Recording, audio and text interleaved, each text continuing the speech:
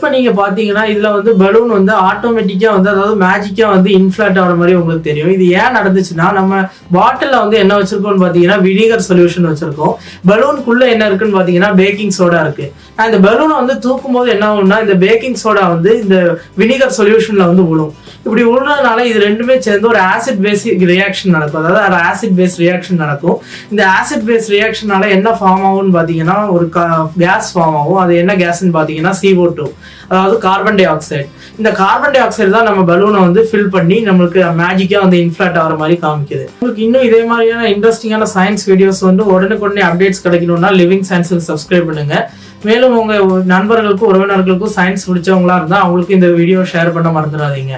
மேலும் இன்னொரு வீடியோவில் சந்திக்கும் வரை உங்களிடமிருந்து விடைபெறுவது ஆதித்யா. நீங்கள் பார்த்து கொண்டிருப்பது லிவிங் சயின்ஸ்.